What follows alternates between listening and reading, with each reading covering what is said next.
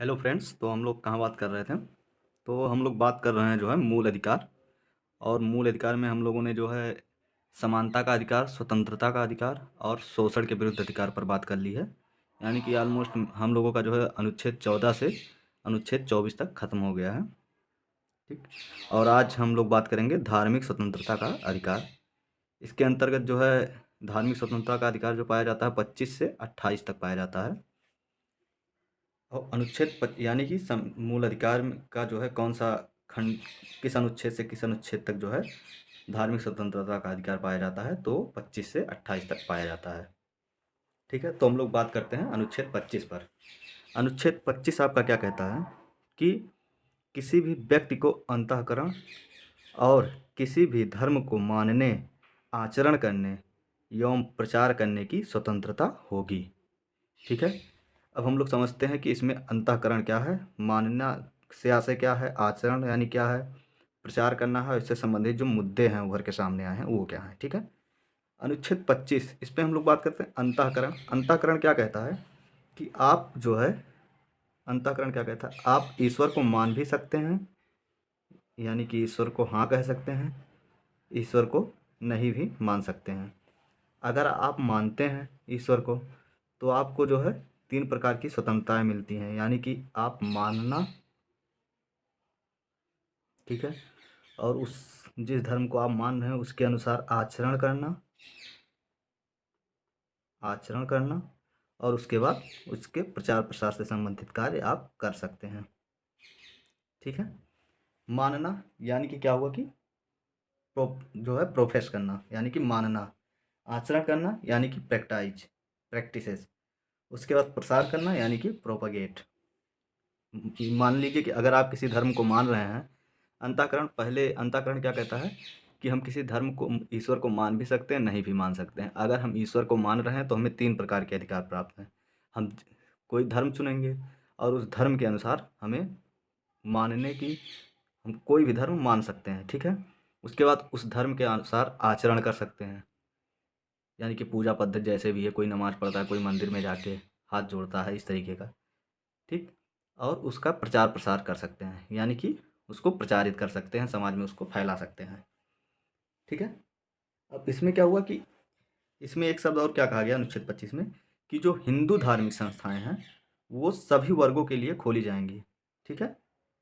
और इसमें जो है हिंदू, अनुच्छेद 25 के अंतर्गत हिंदू के अंतर्गत कौन कौन से आएंगे, तो आपका जो है हिंदू हो गए, जैन हो गए, बौद्ध हो गए और उसके बाद सिख हो गए। यानी कि ये क्वेश्चन पूछा जा सकता है कि अनुच्छेद 25 के अंतर्गत हिंदू धर्म में कौन कौन से जो है धर्म आते हैं, तो हिंदू, जैन, बौद्ध और सिख। इसको क्यों ये जो है चारों को हिंदू धर्म के अंतर्गत क्यों रखा गया, क्योंकि हिंदू ने ही जब महावीर स्वामी का जन्म हुआ तब उन्होंने प्रचार करके जो है जैन धर्म का प्रचार प्रसार किया और उनका एक विशेष धर्म हो गया जो कि हिंदू धर्म से ही निकला है, इसलिए जैन धर्म। बौद्ध धर्म भी माना गया कि गौतम बुद्ध ने जब प्रचार प्रसार किया तो हिंदू धर्म से ही लोग बौद्ध धर्म में गए। उसके बाद फिर सिख भी ऐसे हुआ। अब क्या हुआ इसमें कि मान लीजिए इसमें क्या हुआ कि अस्पृश्यता पाई जाती है, इसीलिए इसमें जो है क्या कहा गया कि हिंदू धार्मिक संस्थाएं जो हैं वो सभी वर्गों के लिए खोली जाएंगी, यानी कि कोई अस्पृश्यता जो है यहाँ पे ना दिखाने का प्रयास किया गया कि कोई अस्पृश्यता समाज में ना आए। ठीक। अब आचरण की स्वतंत्रता के अंतर्गत क्या बात आई। ठीक है। आचरण की स्वतंत्रता में क्या हुआ, ठीक है, पहले तो इस पे बात कर लेते हैं कि जो है अनुच्छेद 25 जो कि धार्मिक स्वतंत्रता के अधिकार से संबंधित है, अनुच्छेद 25 जो किसी भी धर्म के मानने, आचरण करने और प्रचार प्रसार करने की स्वतंत्रता देता है, तो क्या इसे सीमित किया जा सकता है। ठीक। तो सीमित किया जा सकता है, तो हाँ इसे सीमित किया जा सकता है। ठीक है। किन आधारों पर, ठीक, सीमित किया जा सकता है अनुच्छेद 25 को, किस आधार पर, कानून व्यवस्था, कानून व्यवस्था। अगर आप प्रशासन को ये लग रहा है कि कानून व्यवस्था में जो कुछ उतार चढ़ाव हो सकते हैं और दंगे भड़क सकते हैं तो उसे जो है सीमित किया जा सकता है। सदाचार, यानी कि आप नैतिक तरीके से जब तक अपने धर्म का प्रचार प्रसार कर रहे हैं तब तक तो सही है, अगर जो है इसमें अनैतिकता संबंधित तथ्य आएँ तो आपको जो है सीमित किया जा सकता है। स्वास्थ्य,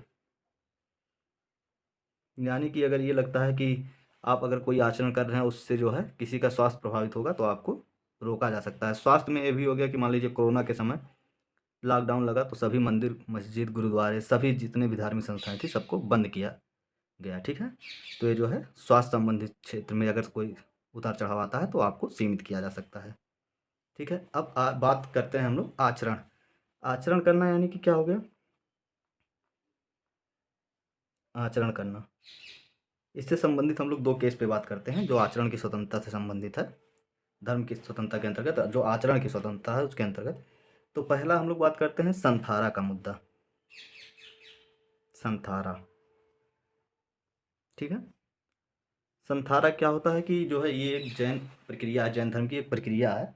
इसमें क्या होता है कि जो व्यक्ति संथारा करना चाहता है वो अन्न और जल त्याग देता है और उसकी मृत्यु हो जाती है और समाज में माना जाता है कि उसे मुक्ति मिल गई, ठीक। संथारा मुक्ति यानी कि क्या हो गया? संथारा मुक्ति प्राप्त करने की एक प्रक्रिया है, ठीक है।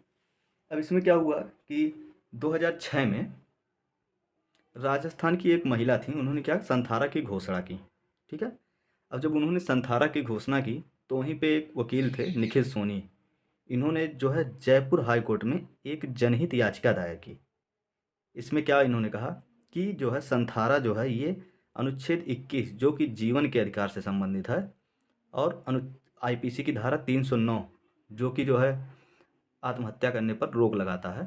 तब तक क्या हुआ, मेंटल हेल्थ केयर एक्ट नहीं आया था, तो ये जो है उल्लंघन करता है। किसका उल्लंघन करता है? संथारा कर रहे हैं यानी कि आप आत्महत्या कर रहे हैं और ये जीवन के अधिकार अनुच्छेद 21 उसके बाद आईपीसी की धारा 309 का उल्लंघन करता है, ठीक है। इस आधार पर जो है इन्होंने केस किया जयपुर हाई कोर्ट में, ठीक है।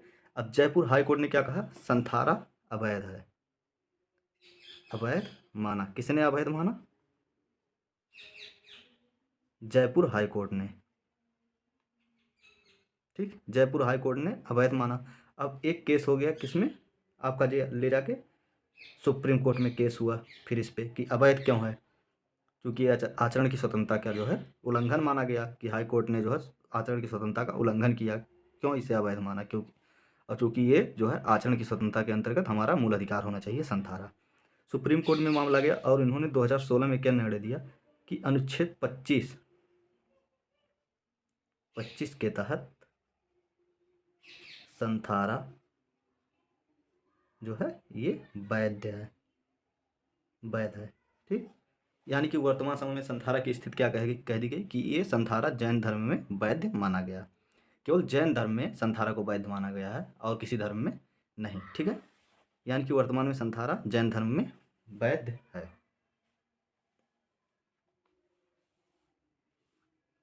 इसके बाद बात करते हैं हम लोग किस पे? पटाखा जलाना, ठीक है। पटाखा जलाना, तो ये कहाँ का केस हो सकता है? प्रदूषण, पटाखा जलाने से प्रदूषण होता है। प्रदूषण सबसे ज़्यादा कहाँ है? दिल्ली में, तो ये भी दिल्ली में केस हुआ, ठीक है। अब इसमें क्या हुआ कि केस इस प्रकार से हुआ कि जो है ये टॉडलर्स केस के नाम से जाना जाता है, ठीक है। जो इसमें केस हुआ इससे संबंधित टॉडलर्स केस 2014, ठीक है। इसमें क्या हुआ कि जो दिवाली के समय जब पटाखे जलाए जाते हैं, ठीक है, तो शहरों में, चूंकि दिल्ली ऐसे भी बहुत प्रदूषित शहरों में आता है, क्या हुआ कि वहाँ पे सुबह के समय जब स्मॉग, जब मान लीजिए रात में जब आप पटाखे जलाते हैं और सुबह क्या होता है कि पूरा धुंध टाइप का बना रहता है और जो है सांस लेने में दिक्कत आती है। इसमें क्या किया गया कि वहाँ के जो लोग वयस्क थे, ठीक है, जिनके बच्चे उच्चे हो गए थे, उन्होंने क्या कहा, एक आधार बनाया कि इसको रोका जाए क्योंकि इससे समस्या होती है। और उन्होंने जो है कोर्ट में अपील की कि कहा कि वैसे भी मान लीजिए हम लोग वयस्क, हमको इतनी दिक्कत नहीं होती है, लेकिन बच्चे इससे ज़्यादा प्रभावित होते हैं। जो प्रदूषण होता है पटाखे जलाने से और जो स्मॉग स्मॉग फैलता है तो बच्चों को सांस लेने में दिक्कत होती है। और चूंकि बच्चे जो है छोटे हैं इसलिए वो केस नहीं लड़ सकते, इसलिए उनकी तरफ से हम केस लड़ने आए हैं। तो इसी को टॉडलर्स केस 2014 कहा गया। इसमें क्या हुआ कि उन्होंने क्या कहा कि जो है अनुच्छेद 21 के तहत जो है हमें अनुच्छेद 21 के तहत मेनका गांधी केस में गरिमापूर्ण जीवन का अधिकार प्राप्त है। और जो है यमसी मेहता केस 2002 में जो आया उसमें स्वच्छ पर्यावरण का अधिकार हमारा मौलिक अधिकार है। अतः जो है जो ये पटाखे जलाने का जो प्रावधान है इसको जो है रिहायशी इलाकों में ना किया जाए, इसके अलावा कहीं अन्य जगह दे दी जाए जहाँ पर ये लोग पटाखे जलाएं और जो है शहर भी इतना प्रदूषित ना हो और जो है सांस लेने में जो दिक्कत वगैरह है वो ना आए। इस आधार पर केस किया गया कि जो है हम लोगों को अनुच्छेद 21 जो कि गरिमापूर्ण जीवन और उसी के तहत जो है एमसी मेहता केस में 2002 में क्या स्वच्छ पर्यावरण का अधिकार दिया गया, ठीक है, मौलिक अधिकार माना गया।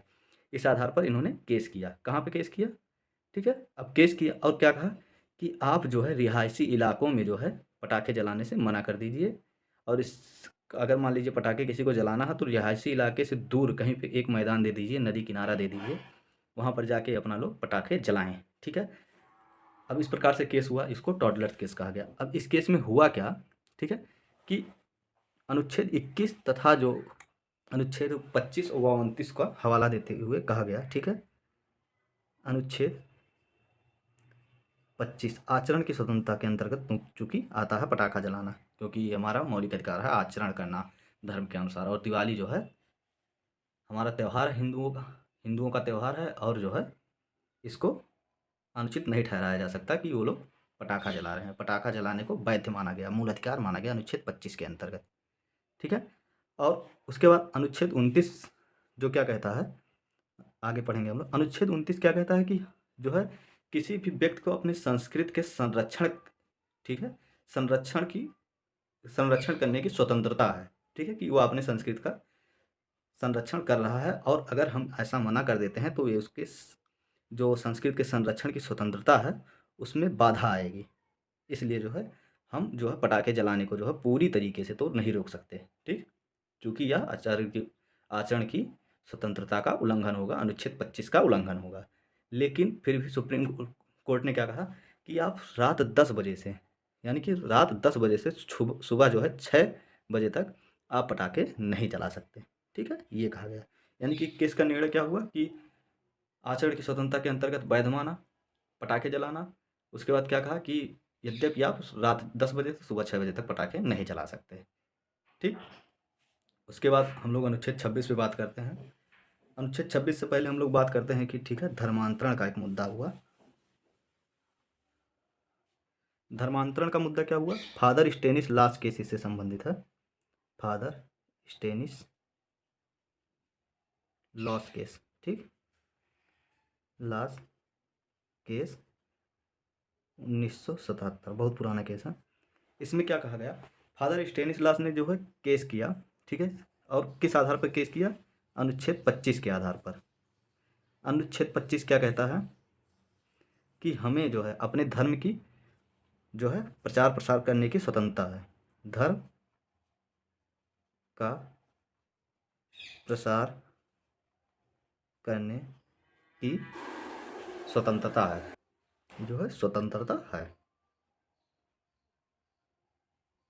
और हम अपने धर्म का प्रचार प्रसार कैसे करेंगे कि जो है हम धर्मांतरण कराएंगे, ठीक है, बिना धर्मांतरण के चूंकि प्रचार प्रसार संभव नहीं है, तो हम धर्मांतरण जो है धर्मांतरण कराना हमारा जो है मूल अधिकार हो, ठीक, कि हम किसी भी उसका धर्मांतरण करा सकते हैं, क्योंकि धर्मांतरण के बिना हमारे जो है धर्म का प्रसार नहीं होगा। अब इस पर सुप्रीम कोर्ट ने क्या निर्णय दिया, ठीक है, अब न्यायालय ने इस पर क्या निर्णय दिया कि जो है न्यायालय ने क्या कहा कि धर्मांतरण करवाने का जो अधिकार है वो एफआर नहीं, यानी कि फंडामेंटल राइट नहीं हो सकता। फादर स्टेनिसलास केस में क्या कहा गया कि जो है धर्मांतरण करवाना मूल अधिकार नहीं है, यद्यपि अगर कोई व्यक्ति स्वेच्छा से धर्मांतरण करना चाहता है तो यह उसका मूल अधिकार है। यानी कि हम स्वेच्छा से करना चाह रहे हैं ये मूल अधिकार है, लेकिन हमें कोई ज़बरदस्ती करवाना चाह रहा है तो ये उस व्यक्ति का मूल अधिकार नहीं है। अब इसमें क्या हुआ कि अगर कहीं छल बल या प्रलोभन देके जो है धर्मांतरण कराया जाता है तो अवैध माना जाएगा, ठीक। ये केस हो गया। अब अनुच्छेद 26 पे बात कर लेते हैं, उसके बाद फिर बात करेंगे सबरीमाला केस, हिजाब का मुद्दा। अनुच्छेद 26 क्या कहता है, प्रत्येक धार्मिक समुदाय को, यानी कि ये व्यक्ति से संबंधित था अनुच्छेद 25, और ये धार्मिक समुदाय से संबंधित है, जैसे हिंदू मुस्लिम सिख ईसाई, ठीक है, सबसे। क्या कहता है अनुच्छेद 26 कि प्रत्येक धार्मिक समुदाय को अपने धार्मिक मामलों के प्रबंधन का अधिकार होगा। यानी कि क्या हुआ कि कोई भी धार्मिक समुदाय, ठीक है, अपने धर्म के लिए दान संस्थाओं की स्थापना कर सकता है, चल एवं अचल संपत्ति का भी अर्जन कर सकता है, और जो है विधि के अनुसार प्रशासन का भी अधिकार शामिल है इसमें, ठीक है, और एक कानून के अनुसार वह प्रशासन भी कर सकता है अपने धार्मिक समुदाय पर। इसमें क्या हुआ, ठीक है, इससे संबंधित पहले केस समझते हैं, फिर बात करते हैं हम लोग। तो इससे संबंधित जो केस है वो सबरीमाला केस है। इसी में जो है आपका मुद्दा आया था कि अनिवार्य धार्मिक आचरण, गैर अनिवार्य धार्मिक आचरण। सबरीमाला, सबरीमाला केस में क्या है, तो सबरीमाला जो है ये केरल में एक स्थान है, ठीक है। स्थान कहाँ का, केरल का, केरल का स्थान है। और जो है मंदिर है केरल में। अब इस मंदिर में क्या है, अयप्पा स्वामी जो है इसके देवता हैं, अयप्पा, ठीक है, स्वामी इसके देवता हैं। और ये ब्रह्मचारी प्रकृति के हैं, चारी, इनकी प्रकृति जो है ब्रह्मचारी है। और परंपरा अनुसार क्या है, परंपरा अनुसार रजस्वला महिलाएं, रजस्वला महिला इनके मंदिर के गर्भगृह में नहीं जा सकती थी, ठीक है। अब ये जो है रजस्वला महिलाएं इनके गर्भगृह में नहीं जा सकती थी, ऐसा। अब ये समस्या कब उभर के आया, जब समाज की कुछ महिलाएं जब शिक्षित हुई वहाँ पे, और उन्होंने क्या कहा कि हमको ये अधिकार है, चूँकि आचरण की स्वतंत्रता है और हम किसी भी धर्म को मान सकते हैं, उसका आचरण उसके अनुसार कर सकते हैं, तो हमें ये अधिकार है कि हम भी जो है इस मंदिर में जाए और इस देवता के दर्शन करें। तो हमें रोका क्यों जा रहा है, ठीक है। चूँकि परंपरा अनुसार चल रहा था, कोई दिक्कत नहीं थी, लेकिन जब ऐसी मांग उठी, तब क्या हुआ कि 1965 में जब मांग उठने लगी कि हमें क्यों नहीं जाने दिया जा रहा है, तो 1965 में केरल विधानमंडल ने क्या किया, एक कानून बना दिया। केरल विधानमंडल ने जो है एक कानून बनाया, ठीक है। और क्या कहा कि कानूनी तौर पर यह निर्धारित किया, क्या किया कि रजस्वला महिलाएं जो हैं अयप्पा स्वामी के मंदिर में नहीं जा सकती। यानी कि पहले तो परंपरा के अनुसार था, लेकिन केरल विधानमंडल ने इस पर कानून बना दिया कि जो रजस्वला महिलाएं हैं वो नहीं जा सकती। कहाँ पे नहीं जा सकती, अयप्पा स्वामी के मंदिर के गर्भगृह में। अब क्या हुआ, ऐसा उन्होंने क्या कहा, क्योंकि क्या कहा कि ये देवता जो है ब्रह्मचारी प्रकृति के हैं, और इससे उनकी जो है ब्रह्मचारी प्रकृति जो है वो प्रभावित होगी। और धार्मिक समुदाय, चूँकि ये इसको निर्धारित करने, क्योंकि धार्मिक मुद्दा था, तो इसको निर्धारित करने का जो कार्य था वो धार्मिक समुदाय को करना था, ठीक है। तो और धार्मिक समुदाय ही ने ही ऐसा निर्धारित किया, तो ये मान्य है कि नहीं जा सकती। अब इसमें क्या हुआ, 1991 में एक केस हुआ, किसमें, केरल हाई कोर्ट में एक केस हुआ, ठीक। अब इस केस में भी जो है केरल विधानमंडल के कानून को कहा गया, हाँ ये केरल विधानमंडल का जो कानून पास हुआ है ये जो है वैध है, सही माना किसने, हाई कोर्ट ने, केरल हाई कोर्ट ने, ठीक है। अब इसके बाद केस कहाँ हुआ, कहाँ केस होगा, अब केस होगा सुप्रीम कोर्ट में। सुप्रीम कोर्ट में क्या, कौन सा केस ये कहा गया, Indian young lawyer association, Indian young lawyer association case, ठीक है। कब हुआ था ये, 2018 में Indian young lawyer association case हुआ।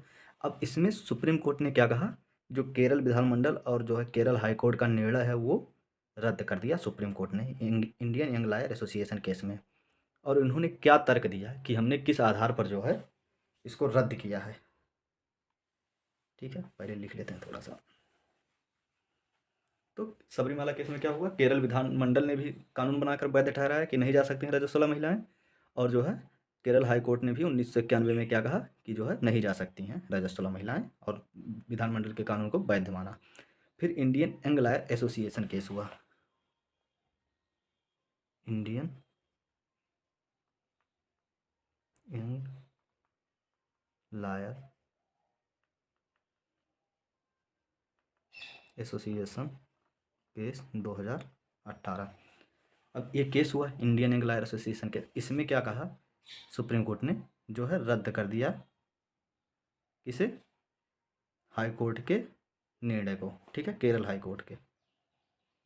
किस आधार पर रद्द किया, इन्होंने क्या कहा, जो केरल विधानमंडल का कानून है, ठीक है, वह संविधान में वर्णित जो समानता का अधिकार है, ठीक है, मूलतः जो अनुच्छेद 15 है समानता का अधिकार, जो कि सार्वजनिक स्थानों पर जो है भेदभाव की मनाही करता है, राज्य के द्वारा भेदभाव की मनाही करता है। और क्या कहता है कि राज्य किसी भी व्यक्ति के साथ उसके जन्म स्थान, जाति, लिंग, इन आधारों पर जो है भेदभाव नहीं कर सकता।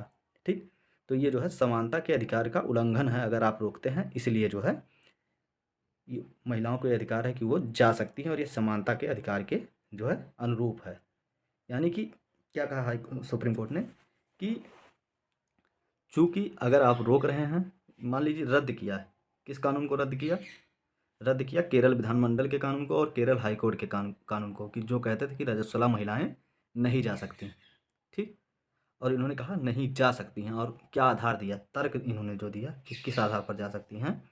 ठीक है, इन्होंने क्या कहा, केरल जो विधानमंडल ने जो कानून बनाया है, ठीक, उसके अनुसार जो है संविधान में जो वर्णित है अनुच्छेद 15 के अंतर्गत समानता का अधिकार, जो यह कहता है कि राज्य किसी भी व्यक्ति के साथ सार्वजनिक स्थानों पर भेदभाव नहीं करेगा। ठीक है, जात, लिंग, जन्म स्थान, इन सब आधारों पर भेदभाव नहीं करेगा।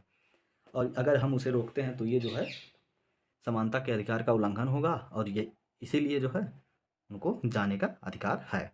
उसके बाद इन्होंने क्या कहा, अनुच्छेद 25 का उदाहरण दिया, और क्या कहा, तर्क पहले तो अनुच्छेद 15 को लेके दिया, समानता का उल्लंघन बताया, फिर 25 को लेके, 25 में क्या, आचरण की स्वतंत्रता को लेके बताया। आचरण की स्वतंत्रता के अंतर्गत इन्होंने क्या कहा कि चूंकि जो है, ठीक, केरल विधानमंडल का कानून जो महिलाओं के धार्मिक आचरण की जो स्वतंत्रता है वो बाधा पहुंचाता है। क्योंकि धार्मिक आचरण की स्वतंत्रता एक मौलिक अधिकार है अनुच्छेद 25 के अंतर्गत, कि कोई भी व्यक्ति जैसा भी चाहे वो अपने अनुरूप जो है अपने धर्म के अनुरूप धार्मिक आचरण कर सकता है।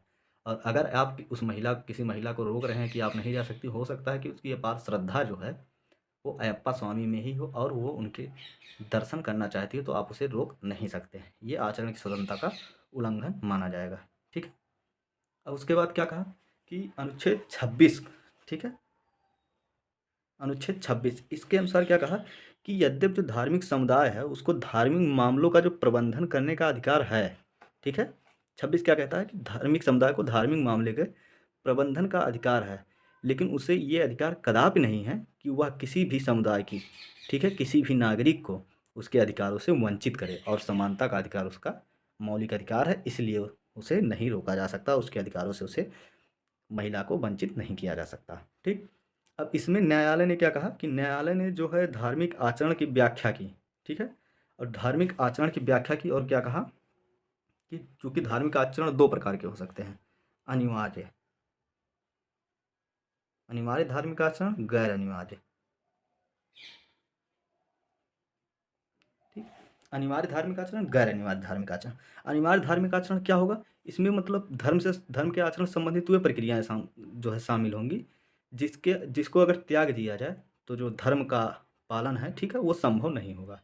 ठीक, यानी कि आप पूजा करिए, आप जो है प्रबंधन करिए कि हाँ कैसे पूजा कर सकते हैं, लेकिन आप किसी को वंचित नहीं कर सकते, नहीं आप इससे नहीं ऐसे पूजा, उसका अधिकार है वो, और जो उसके समानता का अधिकार है कि वो अपने हिसाब से आप पूजा कर सकते हैं। आप अपने हिसाब से जो धार्मिक समुदाय है आप उसके प्रबंधन को देखिए, ना कि ये नहीं कि कौन पूजा करेगा कौन नहीं, इस सब का अधिकार आपको नहीं है।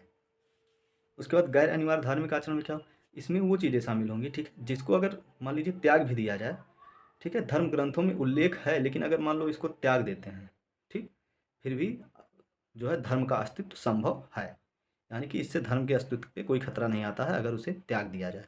और इसी के आधार पर जो है हिजाब वाला मुद्दा था, उस पर भी जो वहाँ का हाई कोर्ट था कर्नाटक का, उसने भी यही निर्णय लगभग दिया है, इसी आधार पर अनिवार्य और गैर अनिवार्य धार्मिक आचरण के आधार पर। और इसमें क्या हुआ कि न्यायालय ने क्या कहा कि 26 के अनुसार क्या है कि जो धार्मिक समुदाय है वो अनिवार्य धार्मिक आचरण का प्रबंधन कर सकता है। ठीक है, यानी कि जो धार्मिक आचरण अनिवार्य है उसका प्रबंधन कर सकता है। ठीक, इसका प्रबंधन नहीं कर सकता गैर अनिवार्य धार्मिक आचरण का। ठीक, ऐसा किसने कहा, जो है सुप्रीम कोर्ट ने Indian young lawyer association case में, कि आप किसी भी महिला को वंचित नहीं कर सकते। उसका आधार दिया कि ये अनुच्छेद 15 का उल्लंघन करता है, अगर आप लोग रोक रहे हैं, उसके अनुच्छेद 25 का उल्लंघन करता है जो उसकी आचरण की स्वतंत्रता से को में बाधा पहुंचाएगा। और उसके बाद 26 में क्या कहा उन्होंने कि अगर मान लीजिए हम मानते हैं कि धार्मिक समुदाय को जो है अपने धार्मिक मामलों से संबंधित प्रबंधन का अधिकार है, लेकिन ठीक है उसे ये अधिकार कदापि नहीं है कि वो किसी व्यक्ति का, ठीक है, अपने धर्म के किसी व्यक्ति का जो है अधिकार है उसको वंचित करे, उसके अधिकारों से वंचित करे, जो कि अनुच्छेद 15 और अनुच्छेद 25 के तहत उसे प्राप्त है, या अन्य अधिकारों का भी उल्लंघन नहीं कर सकता वो। ठीक, इस प्रकार से हो गया ये। अब हिजाब का मुद्दा क्या आया था कि हिजाब को जो है किस आधार पर वैध ठहराया गया कि आप हिजाब नहीं पहन सकती। तो हिजाब वाले मुद्दे में क्या हुआ कि चूंकि स्कूल की बात हो रही थी और शिक्षा संस्था में एक ड्रेस होता है जो उसके अनुशासन और वहाँ के बच्चों में एकता को प्रदर्शित करता है। ठीक, और आप किसी उसी में 4 बच्चे कुछ पहन के आ रहे हैं, 6 बच्चियाँ कुछ और पहन के आ रही हैं, तो अच्छा नहीं लगता है और जो है ऐसे अनुशासन का उल्लंघन होगा। और इस आधार पर कहा गया कि जो है हिजाब आप पहन के शिक्षण संस्थानों में नहीं आ सकते हैं, क्योंकि यह गैर अनिवार्य धार्मिक आचरण है, अनिवार्य धार्मिक आचरण नहीं है हिजाब। और उसके बाद क्या हुआ, इसमें क्या हुआ कि मान लीजिए अगर आप कह रही हैं कि मैं मुस्लिम हूँ, पहनूंगी हिजाब, तो जो मान लीजिए जो स्त्रियां हैं, जो बच्चियां, वो अगर हिजाब नहीं पहन रही तो क्या वो, मान लीजिए आप हिजाब नहीं पहन रही हैं तो क्या वो मुस्लिम नहीं है? तो इसे को जो है गैर अनिवार्य धार्मिक आचरण माना गया हिजाब पहनने को। इस आधार पर जो है हिजाब को जो है बैन किया गया शिक्षण संस्थानों में। ठीक, उसके बाद हम लोग बात करते हैं अनुच्छेद 27 पर। अनुच्छेद 27 छोटा सा आर्टिकल है, इस पर ज़्यादा कोई कुछ करना नहीं है, बस पढ़ लेते हैं इसको। अनुच्छेद 27 क्या कहता है, ऐसा कोई कर, यानी कि राज्य ऐसा कोई कर नहीं लगाएगा, ठीक है, राज्य द्वारा ऐसा कोई कर नहीं लगाया जाएगा जिससे प्राप्त आय किसी धर्म विशेष के उन्नत हेतु खर्च किया जाता है। यानी कि राज्य कोई ऐसा कर नहीं लगा सकता, कैसा कर नहीं लगा, जिससे मान लीजिए कोई आय राज्य प्राप्त करता है और उसका उस आय का खर्च जो है किसी विशेष धर्म की उन्नति में लगाता है। यानी कि राज्य ये नहीं कह सकता कि आप जो है 5% टैक्स दीजिए और इससे हम लोग हिंदू धर्म की, ठीक है, हिंदू धर्म को और आगे बढ़ाएंगे, उसको प्रसारित करेंगे, ठीक है, उसका मंदिर बनवाएंगे, ऐसा नहीं कह सकता। ठीक है, और ना ही ये कह सकता नहीं आप 5% कर दीजिए तो हम मुस्लिम के लिए मस्जिद बनवाएंगे, उससे संबंधित धार्मिक संस्थान बनाएंगे। ठीक है, ये सब चीज़ के लिए जो है राज्य कर नहीं लगा सकता। ठीक है, ये हो गया। यानी कि 27 क्या कहता है, राज्य ऐसा कोई कर नहीं लगाएगा, ठीक है, जिससे प्राप्त आय वह किसी विशेष धर्म की उन्नति में खर्च करता हो। ठीक है, अनुच्छेद 28 क्या हो गया, इससे संबंधित के जो है मामले भी हैं, विरोध भी हुआ है इससे, कैसे इसको समझने का प्रयास करेंगे। अनुच्छेद 28 कहता क्या है, पहले इस पे बात करते हैं। अनुच्छेद 28 आपका क्या कहता है कि राज्य की शिक्षा संस्था में धार्मिक शिक्षा की मनाही करता है। क्या, अनुच्छेद 28 राज्य की जो शिक्षा संस्था है उसमें धार्मिक शिक्षा की मनाही करता है। यानी कि अनुच्छेद 28 क्या कहता है कि राज्य के किसी भी शिक्षण संस्थान में धार्मिक शिक्षा नहीं दी जा सकती।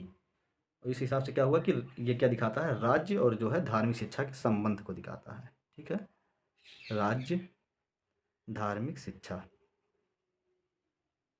इसके बीच संबंध को दिखाता है। ठीक है, संबंध कैसे संबंधित है। उसके बाद इसका प्रश्न किस आधार पर खड़ा हुआ कि जो है शिक्षा संस्थाओं में उसमें धार्मिक शिक्षा दी जा सकती है या नहीं। ठीक है, अब दी जा सकती है या नहीं, इस पर हम लोग बात करते हैं कि धार्मिक संस्था, जो राज्य की शिक्षा संस्थाएं हैं वहाँ पर धार्मिक शिक्षा दी जा सकती है या नहीं। ठीक है, तो हम लोग जो है धार्मिक शिक्षा की बात करते हैं, तो धार्मिक शिक्षा मूलतः क्या होती है कि ये धर्म ग्रंथों से संबंधित हो। धार्मिक शिक्षा धर्म ग्रंथों से संबंधित होती है। उसके बाद क्या हुआ कि यह धर्म गुरु द्वारा दी जाती हो, गुरु द्वारा दी जाए। ठीक है, उद्देश्य जो है धर्म प्रचार करना हो, प्रचार उद्देश्य रखकर की जाए। और उसके बाद आस्था आधारित हो, आस्था आधारित। यानी कि धार्मिक शिक्षा क्या कहता है, ठीक है, जो इसकी परिभाषा है वो क्या है कि धार्मिक शिक्षा मूलतः जो है ये धर्म ग्रंथों में से संबंधित होती है और यह धर्म गुरुओं द्वारा दी जाती है तथा इसका उद्देश्य धर्म प्रचार होता है और यह जो है आस्था आधारित होती है। ठीक है, और शिक्षा संस्था जो है वो कितने प्रकार की हो, 4 प्रकार की शिक्षा संस्थाएं हो सकती हैं। किसी में दिया जा सकता है, किसी में नहीं दिया जा सकता। तो मान लो पहला क्या हुआ, राज्य द्वारा वित्त पोषित। ठीक है, राज्य वित्त पोषित। ठीक है, तो राज्य वित्त पोषित में क्या है, इसमें तो मनाही है, नहीं दे सकते आप। कौन सी शिक्षा, धार्मिक शिक्षा आप नहीं दे सकते। राज्य द्वारा सहायता प्राप्त, राज्य द्वारा सहायता प्राप्त। तीसरा क्या हो गया, और राज्य द्वारा मान्यता प्राप्त,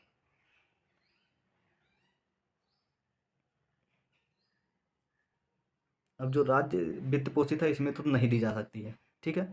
जिसे लेकिन राज्य द्वारा सहायता प्राप्त और राज्य द्वारा जो है मान्यता प्राप्त इसमें दिया जा सकता है, धार्मिक शिक्षा दी जा सकती है, लेकिन बाध्य नहीं किया जा सकता। बाध्य नहीं किया जा सकता कि आप धार्मिक शिक्षा लें ही लें।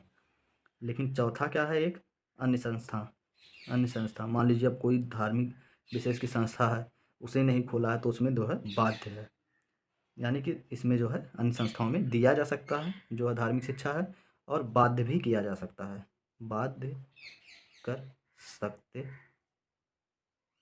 अब समझने का प्रयास करते हैं कि जो है मान लीजिए पहले शिक्षा संस्था जो है वो 4 प्रकार की शिक्षा संस्थाएं हैं। पहला, राज्य द्वारा वित्त पोषित होती हैं, तो जो राज्य द्वारा वित्त पोषित होती हैं इसमें धार्मिक शिक्षा नहीं दी जा सकती। उसके बाद दूसरा क्या हुआ, राज्य द्वारा जो सहायता प्राप्त शिक्षा संस्थाएं हैं और राज्य द्वारा जो है मान्यता प्राप्त शिक्षा संस्थाएं, इसमें क्या है आप दे सकते हैं लेकिन इसके लिए बाध्य नहीं कर सकते कि आपको लेना अनिवार्य है किसी बच्चे को।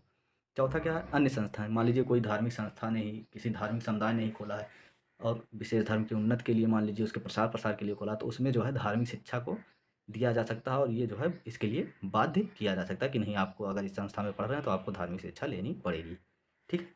अब धार्मिक शिक्षा मूलतः क्या होती है कि धर्म ग्रंथों से संबंधित हो, धर्म गुरुओं द्वारा दी जाए, और जो है इसका उद्देश्य जो हो धार्मिक शिक्षा देने का वो धर्म का प्रचार प्रसार करना हो, और ये जो है आस्था आधारित हो। और इसी में क्या हुआ, अनुच्छेद 28 के आधार पर ही जो है विभेद हुआ कि आप योग शिक्षा जो आप स्कूल में लागू करना चाह रहे हैं, सूर्य नमस्कार या फिर भगवत गीता को, और सरकारी स्कूलों में जो लागू कर रहे हैं इससे संबंधित जो विवाद हुआ, इसमें क्या हुआ, तो इसमें इसी आधार को लिया गया कि ये धर्म ग्रंथों से संबंधित मान लीजिए नहीं है, योग है तो इससे आपका जो है व्यायाम की प्रक्रिया, सूर्य नमस्कार में के अंतर्गत जो है व्यायाम आपका हो जाता है। भगवत गीता, चूँकि भगवत गीता मान लीजिए ये गांधी जी भी उससे काफ़ी कुछ सीख के और अपने जीवन को जो है नैतिक, तो कि भगवत गीता को एक नैतिक पुस्तक के तौर पर देखा जाता है, ठीक है। इसलिए जो है इसकी शिक्षा भी दी जा सकती है, और जो है इसको सभी स्थानों पर क्या हुआ कि इस क्या कहा गया कि योग शिक्षा किसी मान लीजिए धर्मगुरु के द्वारा नहीं दी जा रही है, सूर्य नमस्कार की जो शिक्षा है लागू कर रहे हैं आप भी, ये भी किसी धर्मगुरु के द्वारा नहीं दी जा रही है। भगवत गीता जो आपको पढ़ाया जा नैतिक चूँकि एक पुस्तक है, उसकी भी शिक्षा आपको किसी धर्मगुरु द्वारा नहीं दी जा रही है, ठीक है। और ना ही हम इसको आस्था का आधार बना के पढ़ा रहे हैं, केवल इसका आधार जो है हमारा जो है कि नैतिक आपका उन्नत हो, ठीक है न, इसलिए हम इसको पढ़ा रहे हैं। तो ये भी जो है धार्मिक शिक्षा के अंतर्गत नहीं आएगा, बल्कि ये जो है एक ऐसा है, ठीक है, इसका उद्देश्य जो है प्रचार नहीं है, ठीक है, बस आपका जो है भौतिक और नैतिक उन्नति के लिए ऐसा किया जा रहा है, इसलिए इसको पढ़ाया जा सकता है। बस इसका उद्देश्य क्या होना चाहिए कि धर्म प्रचार ना हो तथा यह धर्म गुरुओं के द्वारा ना दी जाए। तो आज हम लोगों ने जो है धार्मिक स्वतंत्रता का अधिकार पढ़ लिया है, अनुच्छेद 25 से 28 तक। कल हम लोग अनुच्छेद 29 और 30 पे बात करेंगे, जो कि सांस्कृतिक और शैक्षिक अधिकार से संबंधित है, ठीक है। तो आज इसी के साथ क्लास समाप्त होती है। धन्यवाद। अगर आपको वीडियो अच्छा लगा हो तो लाइक करें, सब्सक्राइब करें और शेयर करें।